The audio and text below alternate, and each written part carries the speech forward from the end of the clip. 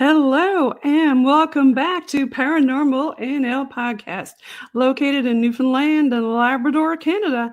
That's PNL Podcast for short. I'm your host and founder, Jen Nosworthy. Thank you for tuning in to UPRN, United Public Radio Network, 107.7 FM in New Orleans and 105.3 FM on that Gulf. For tonight's Father's Day special on UPRN, segment number 32, I've got a special guest tonight waiting backstage from New York, who I'll bring on shortly.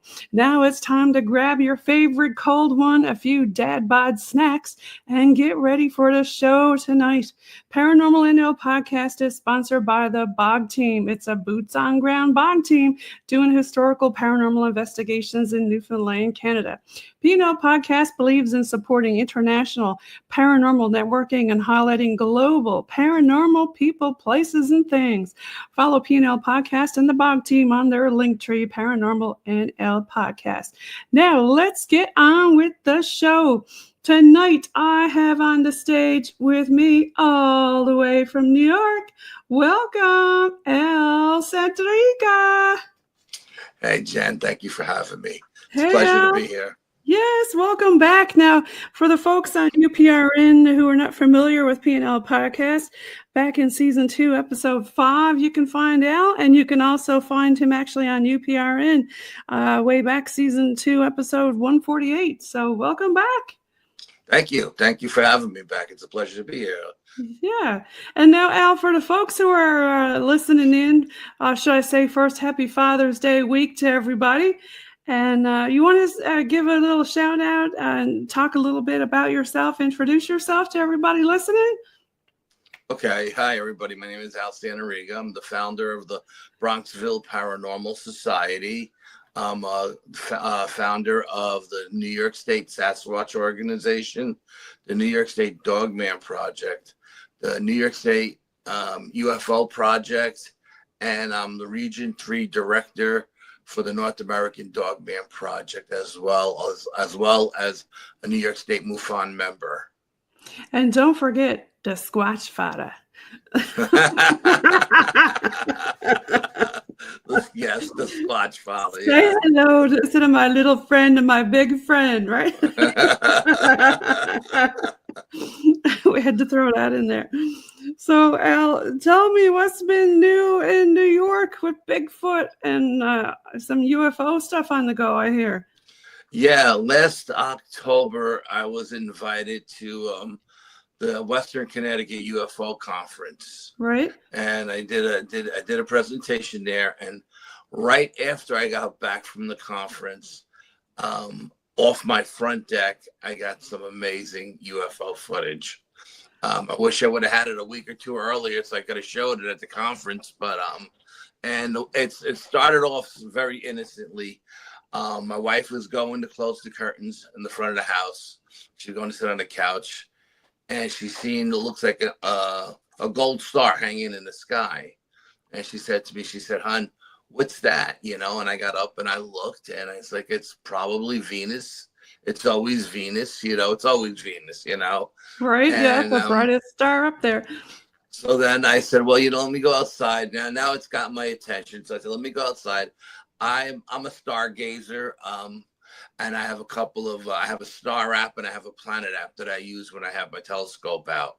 Right. And so I went out there and I lined it up all the stars, the constellations, and nothing was lining up with it. And then I lined up all the planets and nothing lined up with it. And I was like, okay, this is pretty interesting now. It's not, you know, so I had all of my high-tech equipment packed in my car because it was a Friday night, and Saturday morning I was going squatching.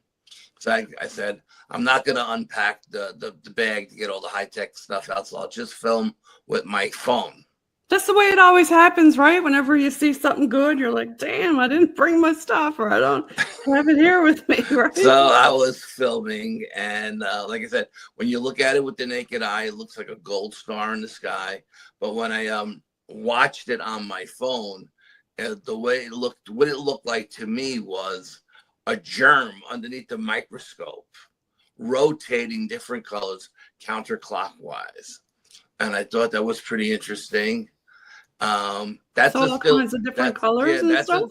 That's a still shot of it. If you look closely, it looks like a triangle with some kind of globe in the middle that's lit up.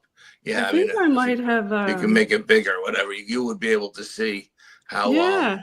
Yeah. I think I might even have a video of it if I scroll back. Yeah, I know. I sent you the video of it. Yeah.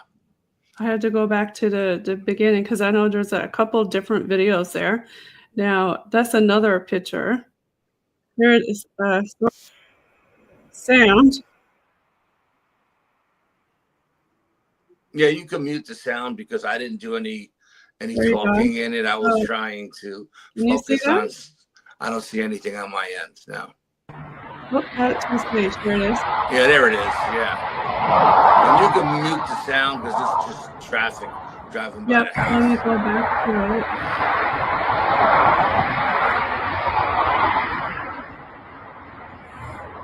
But you can definitely see it there. Yeah, it's very, very. I delete the sound. Unfortunately, I delete L too, so I don't want to do that. Okay, no, yeah, I mean it's very strange. So then, I'm gonna turn this on pause. But yeah, that's quite the thing that you saw.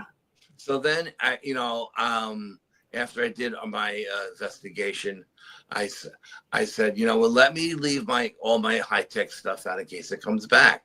Right. And then a week later, it did come back about a week later, and I had all my cameras set up on tripods, and I was out there filming with my full spectrum, my thermal imager, my IR camera. And the funny thing was, or the crazy thing is, I can see it in every spectrum of light except thermal. Oh, that's interesting. Because usually with thermal, you can see it the best, right?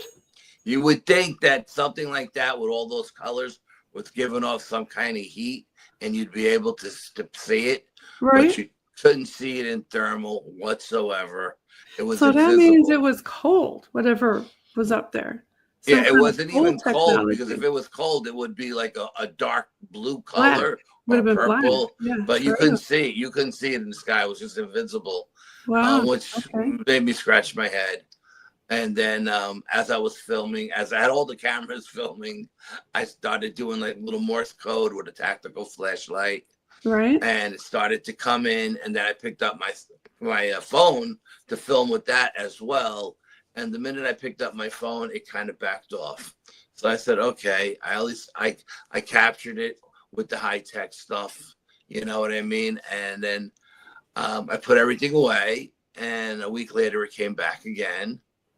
And this time when it came back, I pulled out my binoculars. I have high-powered binoculars that I use when I go to the range, the rifle range. Right. For, like 100 yards down range and stuff. And I gave them to my wife. And I said, tell me what you see up there. Okay? Because it looks like a gold star to us. But in the camera, on the video, it looks like a germ or something.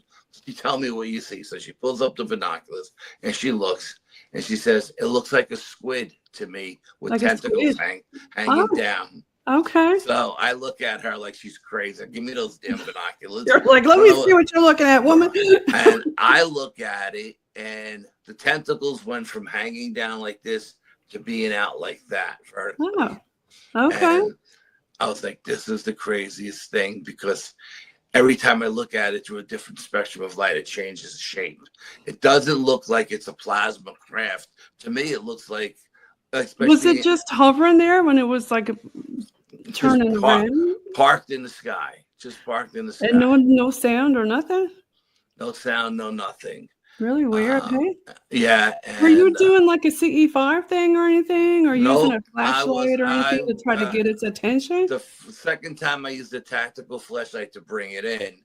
But when I picked up the phone, it backed off on me. Yeah. So the third time when I had the binoculars, I didn't use the flashlight. I was just looking at it through the binoculars. I filmed it 4 different times. And then I said, okay, how many times am I going to film the same thing, And of course, a drone wouldn't turn sideways like that and have dangly legs on it, like you said, like a squid, right? I mean, what yeah, kind of no, that, right? it was the thing that caught my wife's eye was it was very, very low in the night sky, very low. And it's just, I mean, I was just goofing when I said it's probably Venus because it's always Venus, but I posted it on my page and people were saying, oh, it's Jupiter or it's this. I'm like, no, it's not, because I have a planet app and it's not lining up in the night sky where Jupiter is, Well, you've had some UFO experiences before that we talked about. Now, for yeah. folks who don't know about those experiences, I don't know if you want to share any of those or not. No, not tonight. We'll do it another night. Yeah, but you can go back and listen to him on episode 148 and hear that one. So then now it's only appeared to me at night between 7 and 8 o'clock, something like that. It was always dark and it was always cold because it was early November. So then one morning, 4:30 in the morning, I'm getting ready to go to work, and I open up the door and it's waiting for me. And I'm really tired. It's 4:30 in the morning, and I just look up at it and I go, too tired for you. Like, I need some coffee. Too tired for you. And as I'm walking, locking the front door to walk out the door, the little voice in my head says, "Stop, film. This is important." So I stop and I break out my cell phone and I start filming. Not this particular one, but the other one I sent you. So as I'm filming this craft in the sky, the little voice in my head says, ask it to acknowledge you. Ask it to give you a sign, but ask it telepathically. So I asked it telepathically to give me a sign. In the second video I sent you, you can see the thing. It looked like when I was watching it that it flashed me. Okay, that's what I thought it did. It flashed me. But when I got to work and I watched it again, it actually got like 10 times its normal size and then shrunk right back down.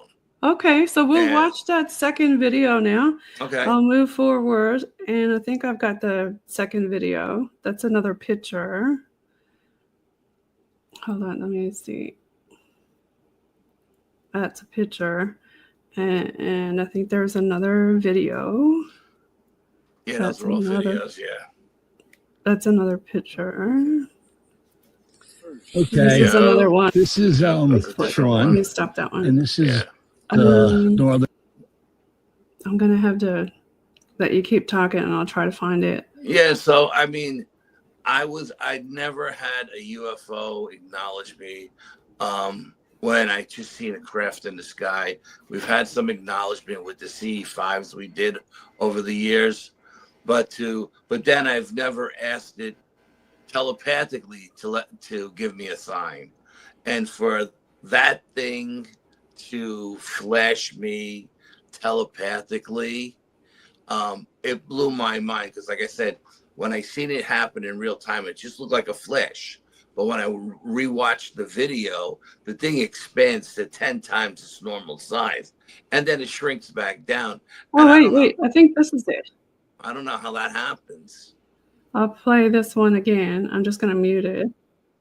Yeah, you can mute it, because again, it's just traffic.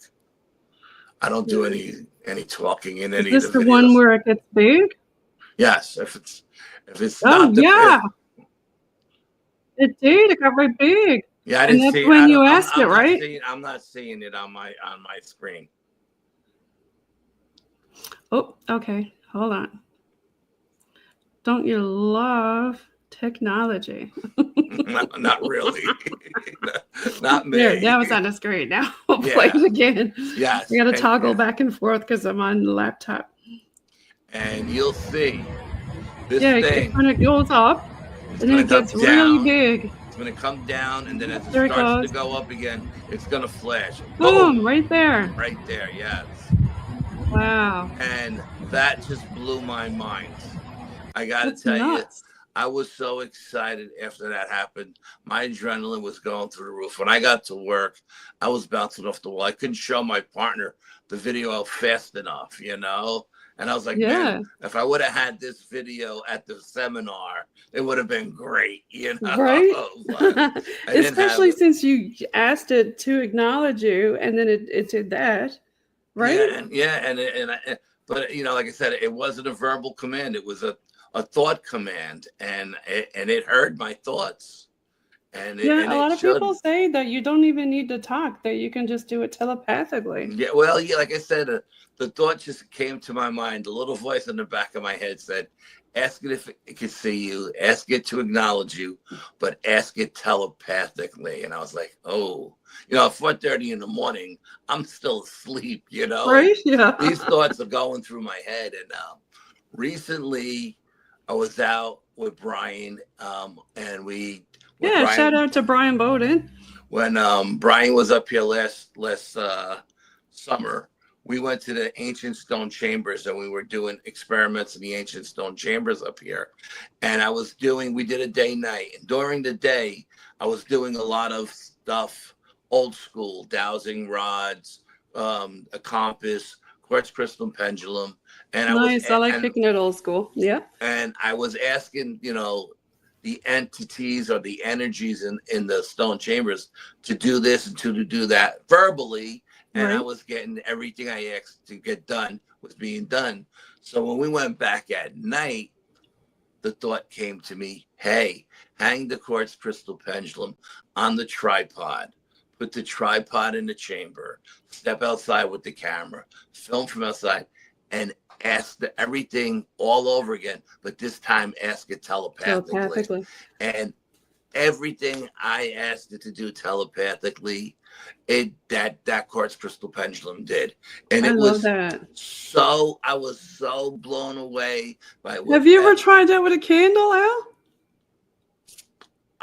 I've done stuff with candles, but we were verbal commands, not telepathically. No. Yeah, no, I've done it telepathically with a candle before, kind of like a dowsing rod telepathically. Okay. And have you done dowsing telepathically? No, this is all new to me. This telepathic. This just came to me like out of all these years. I never thought to do anything telepathically until last summer. That's when I did the first thing with Brian, the quartz crystal pendulum, and then now this with the UFO. And what's really crazy is it didn't matter if it was UFO, alien related, or entity related in the stone chamber. They both heard my thoughts. Do you think maybe it was elemental because it was stone chamber? No, because my psychic says that the stone chambers are portals. And okay, yes. And all different kinds of entities use them to come in and out of our world. And I don't know what we were dealing with, but whatever the entity was in there, what was in the chamber at that time, could hear my thoughts. And I thought, and again, I thought this was so cool that here's an entity, we don't know what it is, could be from a different dimension, and then here's a UFO, an extraterrestrial from outer space, but they can both hear my thoughts. And very interesting, right? I mean, it just blew my mind. Makes you wonder about the universe, right? And how it all works. Every time I think there's nothing new to find, I find something that blows my mind and gets me all excited all over again to investigate, you know. And that's why I love being boots on the ground, out in the field, investigating. That's where I'm happiest. And when I have these aha moments, you know, it's sometimes it's just completely, like you said, mind altering, blows you away with some of the stuff that they can show you that, like, you can ask only you know the answer to, and it'll answer it. Yes. Right? Yeah. Yes. I did when I was in Gettysburg a couple of years ago. We stayed at what was it called? The Hoover House. Okay. And they were doing table tipping that night at the house. And not only did I ask for certain people to come through, like I would say, okay, you know, they would say, okay, your father's here. ask your father questions, and I would say, you know, oh, what color was my, you know, I said, oh, do you remember? And this is all, again, when you do the table tipping, you do it all telepathically. You don't speak out loud, so no one else knows what you're asking, you know? And then the psychic at the table will answer you as like, right. And I would say, okay, Dad, do you remember, if this is my father, what was your favorite car? And he said, 65 Mustang was my father's favorite car. Nice. Yes, the 65 Mustang. That was a fire engine red, right? The table said the table wouldn't tip. When I tried to trick the table wouldn't tip. But when I said, I said red, no, it didn't tip. Oh, it was a blue car, didn't tip. Said, oh, it was Forest Street, and the table would tip. And I tried that a couple of times to trick the table. Trip it up, yeah. I couldn't trip it up. The table knew. Interesting. The table knew everything, all the correct answers. I couldn't get the table to. I couldn't trick the table no matter what I tried, you know. And your family has a lot of clears in it, right? Yeah, and at one point, the psychic there said, we have two tables. We have the tipping table and we have the dancing table.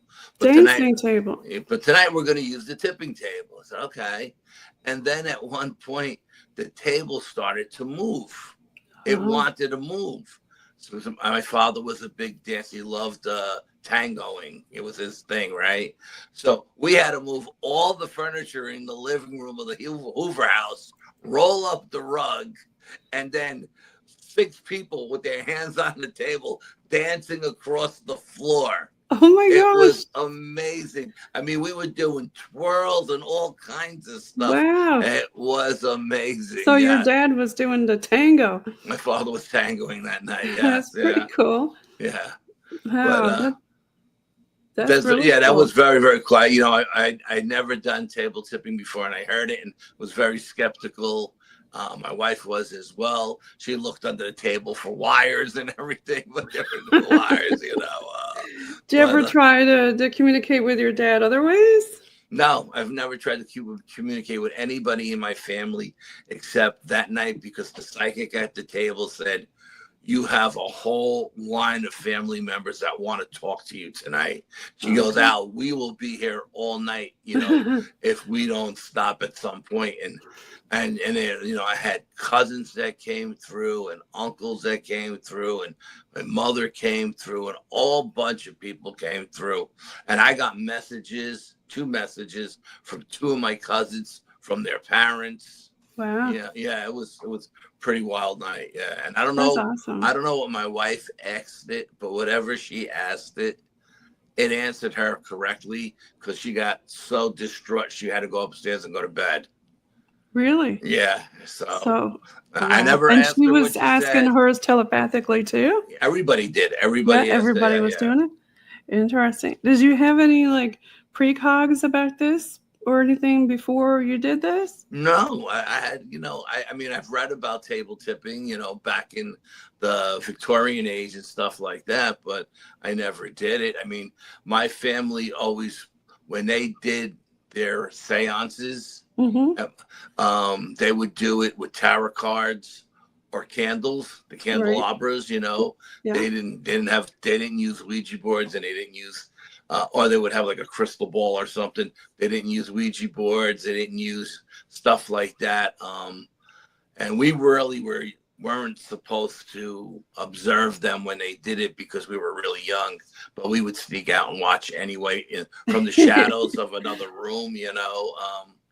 Anything that you saw that was really like scary that they were doing? No, nothing scary. My family was always asking questions about other family members who passed away. You know, we had a lot of people in our family pass away young. But I remember one night watching those flames on the candelabras dancing. I mean, it would go down to like a half inch and then go up to a foot and then come down. And I mean, and they were all dancing, you know, that was pretty wild. And I had never experienced that again until I did an investigation up here. And we were down in the basement of like a 300-year-old home. It was an inn, and we were using candles, and we got the candles to dance, and Nice. that was, Okay.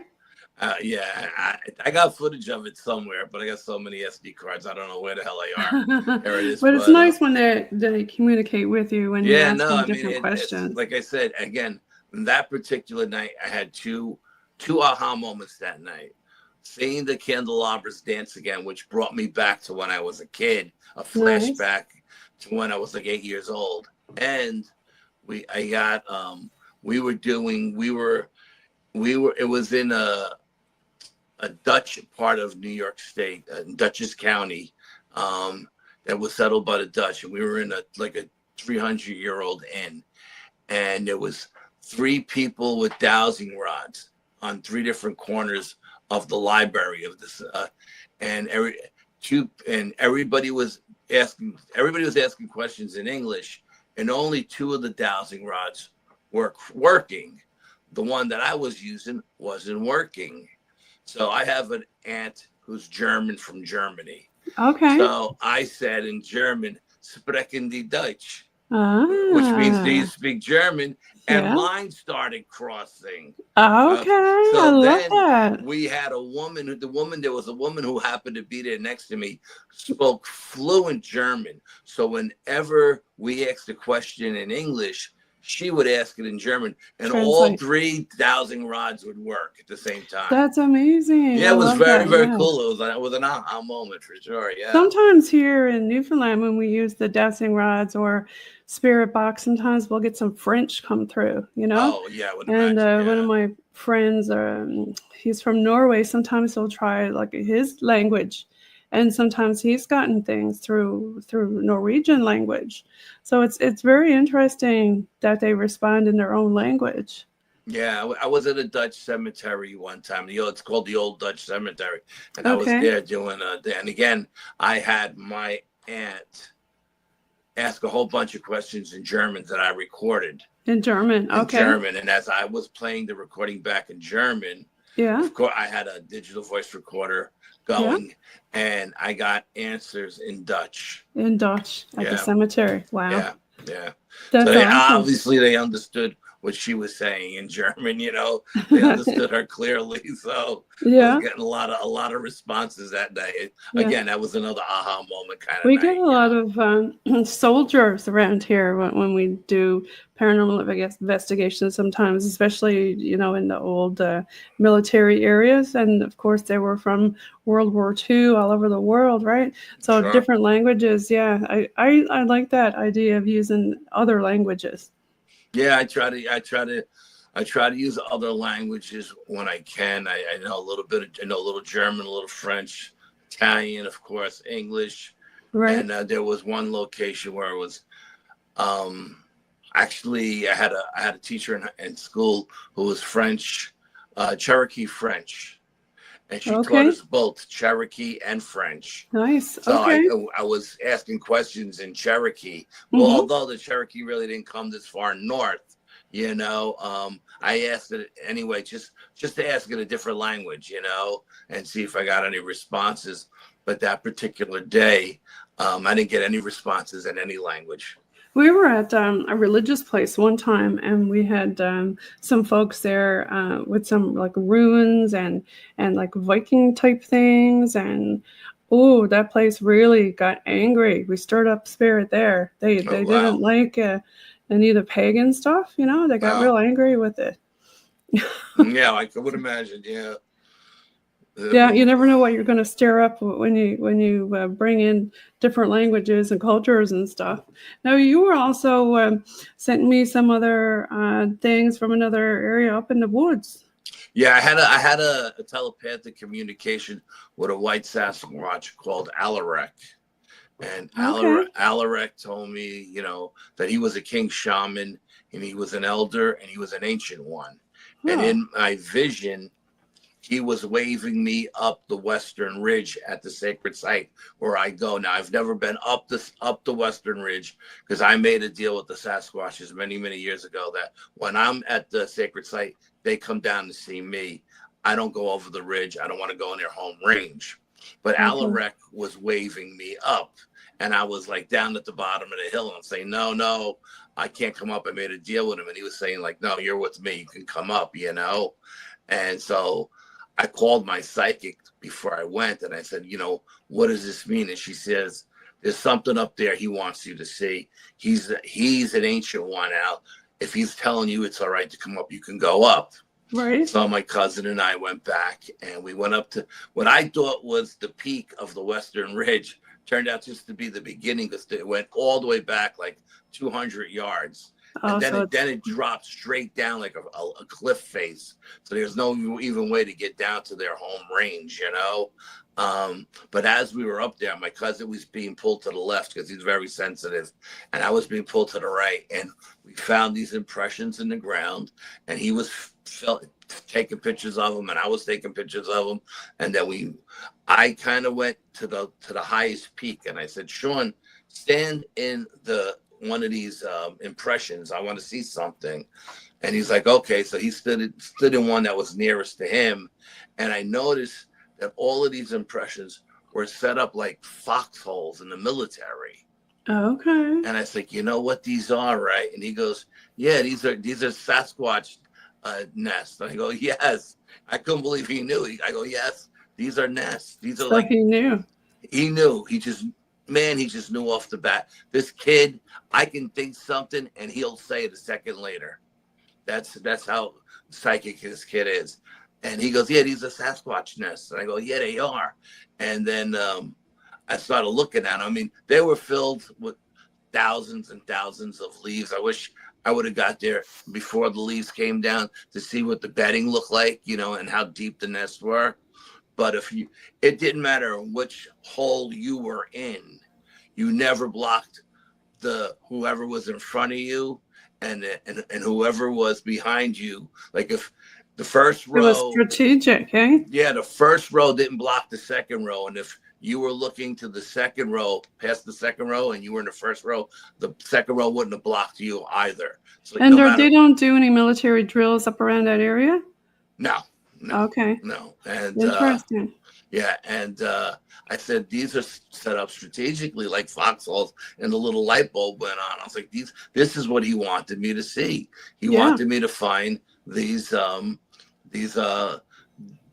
I call them day beds. Day beds, yeah. Yeah, I don't know why I call it a day bed. Do you want me to throw up the video there? That's the Dogman. Now, before you play the video, let me tell you what happened. Yeah. The Dogman den is on the east side of the lake. On the east side. On the east side of the woods, the Sasquatch are on the west. Now, I haven't been to the Dogman den in, 10 years since he came to my house twice. Okay. So I said, you come to my house, I came to your house, and we won't go that way. Enough, right? Yeah. And as I was going up to get to the sacred site, you have to go off trail, and you have to go like a mile straight up the mountain, and then you come to a high plateau. And as I'm going, now I've been there a million times over the last 10 years, and the thought never crossed my mind. But that particular day, as we're hiking up the mountain, me and my cousin Sean, the thought came to my mind, I wonder if the Dogman still has the den in the swamp. Okay. I said, I haven't been there in a long time. Don't know if he's still there. And if he is, is he still using it? And that was just, I happened to mention that to my cousin Sean on the way up. And that was just a thought came to my mind. Soon as we got to the top of the mountain and we got to the high plateau, we dropped our bags and we were starting to set up our chairs. And the Dogman went off. He started going crazy. Now, we didn't have any of our equipment out because it was still in our backpacks, but we had our phones. Sean, being 20 years old, he's a little bit quicker than me. He got to his phone first. And when you turn on his audio, which is that one you shared there, you hear just the tail end of the Dogman ending, and then the coyotes go crazy, okay? And the coyotes go crazy for about a couple of minutes, a minute or two. Then they get lower, and then they come back up. On the second time they come back, if you listen carefully, their Dogman is in the middle of them again. And Okay. the coyotes did that 3 times, but I think by the time they got to it the third time, Sean had already stopped filming. But it was so loud, and so the way this sound rose up the mountain, and when it got to our ridge, came over the ridge almost like a tidal wave. The way the sound hit us, Kind of unnatural sound, nothing like you ever hear, right? I mean, I've heard coyotes in the woods, but this was a large pack. But it was the Dogman that set them off. And at the end of the night, when we left the sacred site, after we did everything we had to do, as we were coming down the ridge, we got back down to the Appalachian Trail. And I'll get into this more later. I guess I could just get into it now, but we're coming down the ridge. We come down off the mountain. We get to. Do you want me to put the video up of the Dogman? Yeah, put the video up. Put the video up. Okay. Sure. Let me put the Dogman on. Try to put it as loud as you can. Okay, let me turn it up first before. Try not to blow everybody's eardrums here. Here we go. Oh, hold on 1 second. Hold on. Let me just go to that video, Al. Yeah, go ahead. Yeah. Do what you got to do.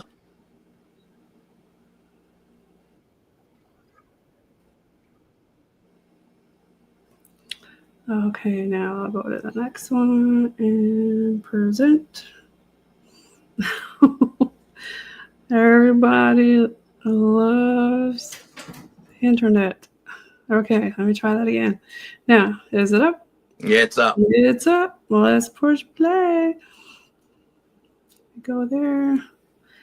Go to the next one, and here it is. Okay. No, that's not it. That's Is not That's the not one. the one? This is No. the one? This Nope. is That's No? not the one. Nope. Oh, But this is the one right there. Yeah. that's the one there. Yeah. That's a screenshot. Yeah, it's a screenshot I know. So Darn. but that's what it looks like. Okay. Sorry. That's okay. I don't know if I saved that one or not. Oh, wait. I got it. I found it. It's right after this one. I found it, Al. It's right Okay. after this one. Awesome. So I'm going to add this to the stage, and I'm going to go back here and go to the next one, and then you'll hear it right off the bat. So as soon as I press play, you're going to hear it. There you go.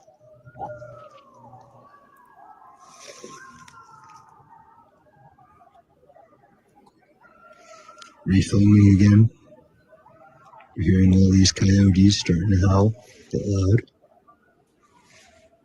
Fucking A.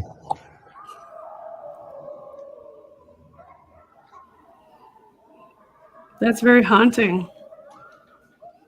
Yeah, it's haunting. It's freaky. Even just listening to it not being there, I can imagine what you were feeling like. All the hair standing up. Holy shit. Right now, you're gonna hear the other one.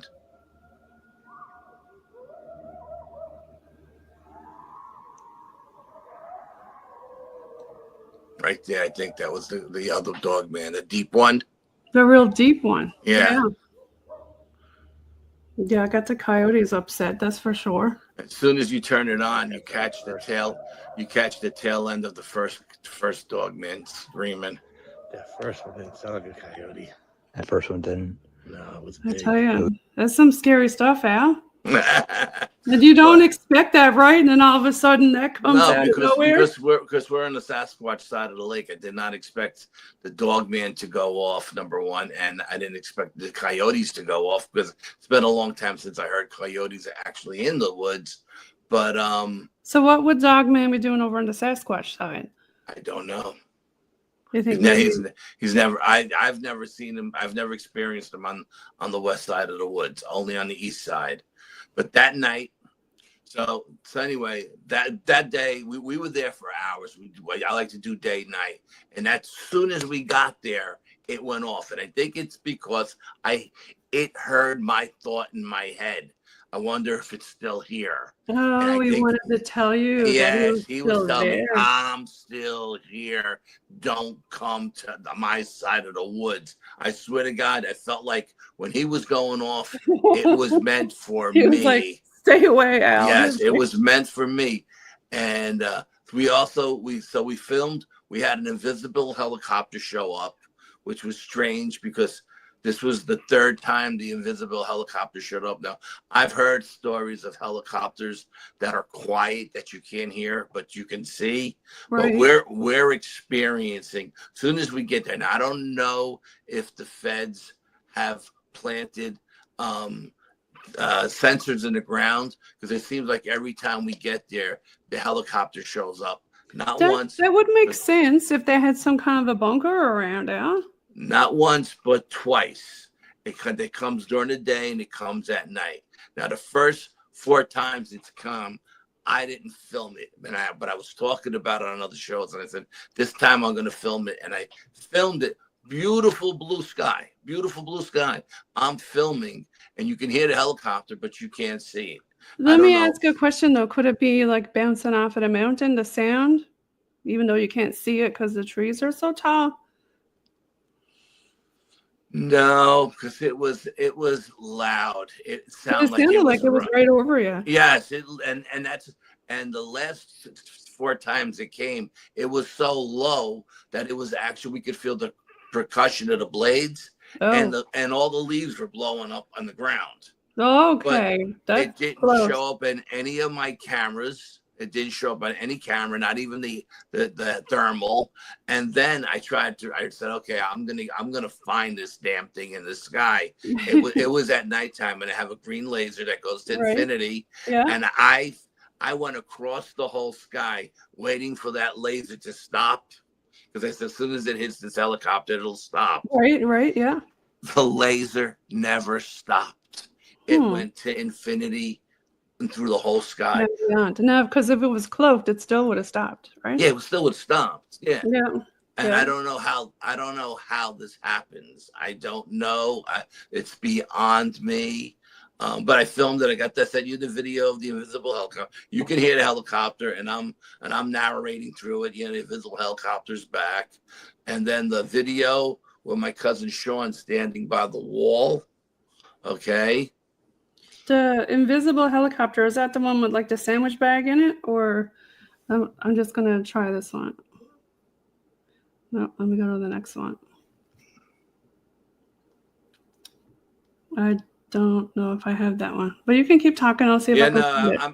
I know I sent it to you. I don't know if you put it up or not, but I think it's just a video of the sky. You'll see the sky. But the video of when my cousin Sean standing by the wall. Now that video, when the last time we were there, it was a crazy night. There was a lunar eclipse and a full moon, and it was just, we had, the psychic said everything was going to come through the portal, and we had all kinds of crazy stuff happen to us. I mean, way too much stuff to get into now. But at one point she said, something's going to come through. It's going to look like a bear squatch, she said. A bear squatch. So be very careful about this thing. It's dangerous. It's not from our realm. Okay. No. I had glow sticks set up all around, different colored glow sticks. Okay. I had a yellow one directly in front of me about 100 yards away, 50 yards away. Okay. At one point, I noticed 3 yellow glow sticks looking back. So I says to Sean, look over here. Tell me what you see. And he says, I see the 3 yellow glow sticks. I said, you see 3 yellow glow sticks? He goes, yeah. I go, there was only one in the pack. How is there 3 yellow glow sticks there? So he goes, come on, let's go see what it is, cuz. So we get up and we start walking towards it to see what it is. And as we got maybe 25 feet away from base camp, 2 of the yellow glow sticks blinked. Oh. So I stopped Sean. I said, okay, let's put our headlamps on. Let's see what we're dealing with. And when we put our headlamps on, this creature that was squatting down by the glow stick started to stand up and up and up and up and up and up. And the thing had to be 10 feet tall, Wow. 1,500 pounds. It was a monster. And I said, okay, Sean, let's back out of here slowly, you know. So we started to back out because all we had on us were 18-inch machetes, 10-inch survival knives, and bear spray. Okay. And we started to back out. And this creature, I think we freaked the creature out because the psychic said it didn't know what humans were. But here we are staring at it with our two eyes and our headlamps. And both of us had, I think it thought we had like 3 eyes each. Okay? Oh, yes. Because, yeah, okay. And I think because it had like a weird look on its face, and it turned and it ran north up the woods.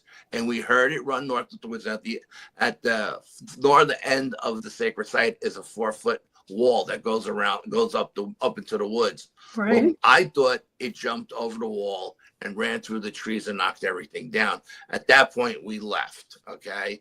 On our way out, down by the lake, this creature came back and threw a giant stone at us. That went over our heads and landed in the lake, and the splash went up about 20 feet in the air. Oh my gosh! Ow. So when we went back that day, because it was still daytime, I said, Sean, let's go see what the bear squatch did. It ran through those trees like a freight train. And when we went over to the northern wall, the wall was destroyed. It didn't jump over the wall. It ran through the wall. All the stones, and these are big, heavy stones that have been there since the American Revolution, okay? Yeah. All the stones were pushed towards the north, where the way it ran. I took video of it to show that there were no trees down that took this wall down or anything. There's no dead trees, no nothing. Yeah. But that thing, and that's the video with Sean. Sean standing by the wall to give it, a little size comparison. Okay. I'll go ahead and play that now to get there we go. Okay. Yeah. This is Sean, and this is the northern wall. I believe this is where that creature jumped over the wall that night. We seen it the last time we were here, because you can see the wall is up on his side and the wall is up by Sean, but right in the center where that thing jumped over, and it sounded like a bulldozer going through the woods. I think he knocked these stones over, because there are no down trees here that would have taken any of these walls down, except for this little stick right here, and that's not going to. Wow, Al. So it really did a number on that wall. Yeah, it did a number. You see how that's like 10 foot of space from where Sean was to the other side of the wall too. Yeah, yeah. So that's a big animal. It must have jumped, but it didn't make it over. It must have took the top 2 feet off or something. Right. But it sounded to me in the dark. It was pitch black. In the dark, it sounded like it jumped over the wall and it was taking trees down on the other side. But it must have been all the rocks getting flown all over the place. Right. Yeah. That's why when I went back during the day, I said, let's go over to the northern wall and see what we could find. Never expecting to see the wall being taken down like that. Yeah, that was we got to be a big animal to take that down. And you did looks like you did some Geiger countering and stuff when you were there. When I was there, Chris Reinhardt from Discover Sasquatch, he asked me to do some Geiger counter readings at base camp. Because when I was there with him, he had a bad experience. Something attached to him, and it freaked him out.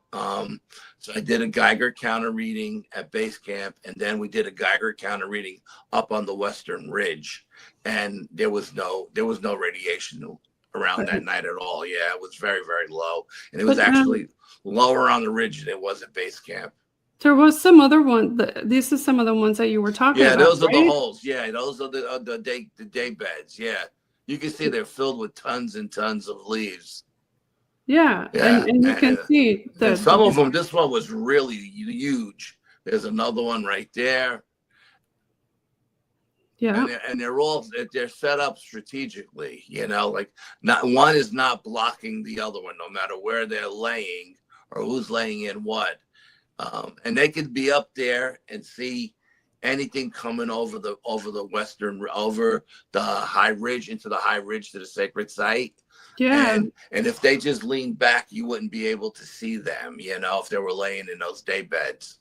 Very strategic. And I was telling my cousin Sean, I was like explaining to him, I was like, people will say there may have been big rocks here and the rocks washed away because we're on a mountain. Well, we took pictures of the cliff. We took pictures of the trees. There were no giant rocks wedged against any of the trees or down at the bottom of the hill. I said, other people will say these are where trees were and trees fell over. Well, you can see there's no down trees. There's no root balls anywhere. Right. There's nothing. So I said, that I'm going to debunk those two things right here and explain to him what debunkers would say and how you would debunk it. Because it's a learning moment for him, Yeah, I'm sure he learned a lot from you out there in the woods, especially all that different evidence that you captured there. Yeah, it was crazy. And every time the helicopter comes by, it messes up my my digital voice recorders. Because every time we come by and I check the voice recorders at the end of the night, it'll say error or what's the other thing? It says error or something else. It's got another technical word that they use. It says it didn't record that night. It didn't say error or I can't think of the second word, but it didn't say anything. But what we did was when we went to listen to the recordings at the end of the night, we were in my car. All of my files. It said files corrupted. So it'll either come up error or files corrupted. Well, that night, it didn't say either one, but all of my files, and I got hundreds of files on this recorder, were all scrambled. Wow. And we couldn't find anything from that night. Huh. It was crazy. Oh, I hate it when that happens, when you have all this information and you gather all this evidence and then boom, it disappears. We had that happen to us over at the grotto. We had a lot of extra stuff that didn't come out. Yeah, it's just very, very upsetting. You know what I mean? When everything is working fine, and then at the end of the night you check it and you get these technical things, corrupted files or error, and this, Yeah, it's almost like it does it on purpose, right? Yeah, so I actually went back to reel now. I got the little tiny reel-to-reel tapes now, along with the 35 millimeter. And the Polaroids. Old-fashioned ones? Yes. Oh, okay. Yeah, I like those. Yeah. I'm tired of all these digital artifacts and everything else. And I said, I want to go back to old school stuff. And this way, if it's there, it's there. If it's not, it's not. But anyway, at the end of the night, when we packed everything in, the woods got really quiet. And I said, okay, I guess we can leave. It's like 2:00 in the morning. And we've been there since like 2:00 in the afternoon. And we hiked down off the high ridge, down the mountain to the Appalachian Trail. And we get to the Appalachian Trail. We're by that stone wall because the stone wall runs. We're by that stone wall, and right by that stone wall, there's a little hill that goes down maybe 100 feet. And the lake, there's a 52-acre lake to our left. Well, just as we go down that little hill, we're maybe down that hill 50 feet to the flat surface as we're walking along the path back to the lake, back towards the mining road. And the Dogman is standing on the hill behind us, 50 feet back. We don't know he's there. And I'm walking point. Sean is behind me. And it screams like he's mad we're there. He wants you out. It goes right through Sean. And it goes right through me. I felt it go through both of us. Wow. And I turn around, and as I'm turning around, Sean is turning around.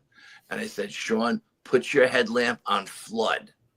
And I'll put mine on spot because we got very powerful headlamps that go like 700 feet or something. Yeah. And I said, let's see where this thing is. And he put his on flood to get as much light as we could in the area. And then I tried to spot it. And I don't know if the Dogman, after it screamed at us if it dove down behind the stone wall so we couldn't see it, or if it Maybe. jumped off the side of the Appalachian Trail and was hanging onto the side of the mountain by the lake. But we couldn't see it with our headlamps. He didn't like the light. And I says to Sean, I'm a 62-year-old guy. I got 2 fake knees, and I'm carrying a 60-pound backpack because I hate to leave anything at home in case I need it. Right. I say to Sean, I said to him, tonight, I said, Sean, tonight, we're going to hike out of here 4.5 miles, and we're not stopping for water or any breaks. We're just going. So, yeah, you knew that he was telling you to get out of my territory. And Sean was like, can you do that? He goes, if you need me to carry your backpack, I'll carry yours too. And I was like, no. I said, I'm fine. I got it.